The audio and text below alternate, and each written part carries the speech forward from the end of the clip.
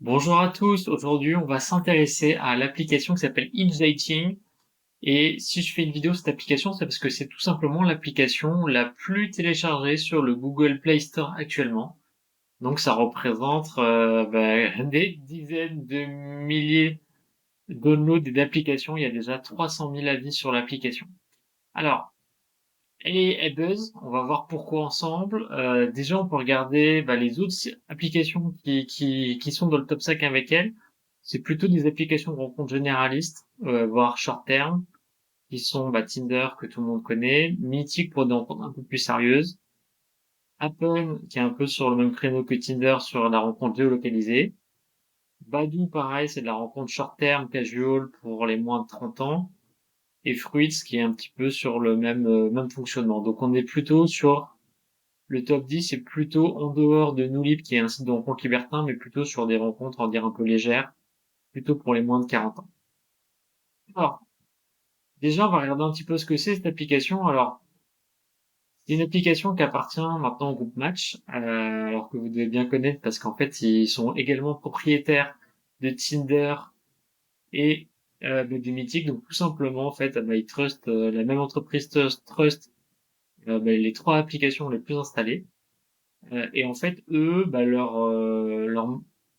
la différenciation de cette application, en fait, est soi-disant un algorithme qui permettrait d'afficher des profils correspondants et qui permettrait également de cacher les profils qui pourraient pas matcher avec vous. Et justement, le but, ça serait de vous mettre en relation rapidement avec les gens qui sont faits pour vous et qui ont les mêmes attentes que vous. Voilà. Donc, c'est une startup américaine qui a été lancée en 2011 par quelqu'un qui s'appelle Justin McLeod. Et voilà.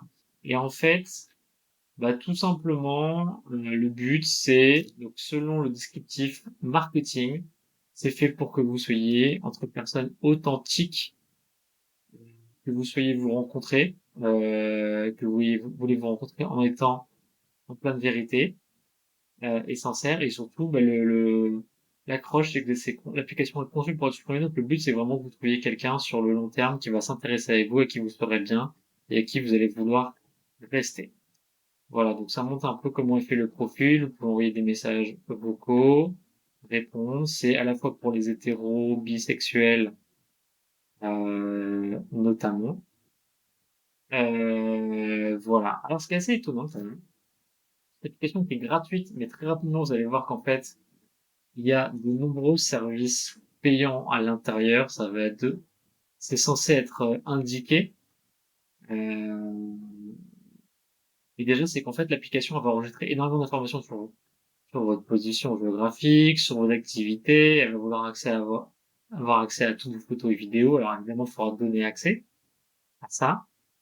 Et puis elle va calculer, si elle va garder en mémoire toutes les activités, toutes les interactions que vous aurez, vos orientations politiques, sexuelles, éventuellement vos origines raciales ou ethniques. Ça, je sais pas si c'est autorisé en France, et vos convictions politiques ou religieuses.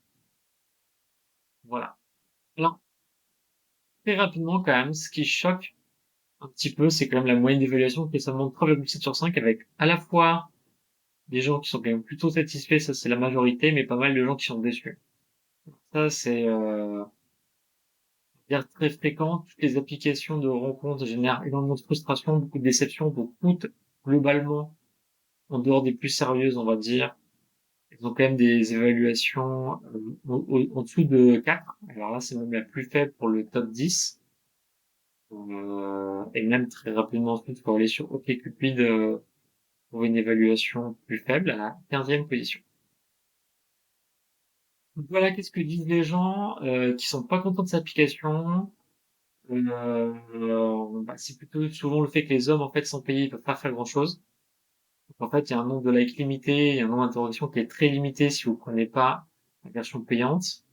Visiblement, le service client aussi il est difficile à vendre, d'après ce que disent ces personnes. Euh, et pareil, donc là, cette personne Radis dit qu'elle a droit qu'à 5 likes par jour, qu'un super like, c'est vraiment, on est sur le même fonctionnement de Tinder, il y a vraiment, tout est pareil. Croire qu'ils ont repris presque la même interface et qu'ils ont changé juste l'aspect visuel. Et puis aussi, les gens sont pas très contents du monde d'éducation, du ghosting. Effectivement, peut-être que les gens, ils ont des discussions avec plein de profils différents, qu'au bout d'un moment, ils arrêtent de répondre. Et d'autres se plaignent qu'on ne peut pas supprimer les vidéos, les photos, et pensent que ça, c'est pas normal.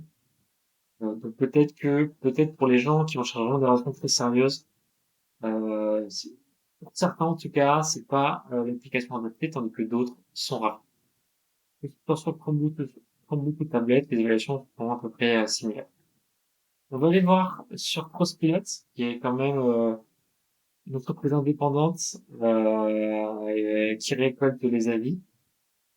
Donc voilà l'avis de Inge, ça c'est le site internet officiel de l'application.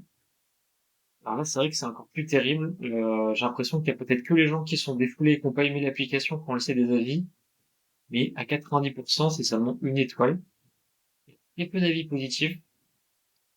Et effectivement, il y a pas mal de gens qui parlent d'avoir été bannis de Inge sans explication, sans avoir été remboursé. Alors, je sais pas, hein, peut-être que les gens, à tort ou à raison, hein, je veux pas critiquer l'application Inge pour laquelle je parle de manière complètement indépendante, sans a priori. Mais effectivement, beaucoup parlent d'un site qui est là pour faire de l'argent. Euh, une régulation positive. Euh, mais quand même, il y a pas mal d'évolutions négatives. Alors, et si on va sur Trustpilot, on peut dire que c'est qu'on est en général plutôt déçu de l'expérience. Euh, Sinon, peut-être qu'on n'irait pas sur Trustpilot pour laisser un avis. En tout cas, les avis sont très négatifs.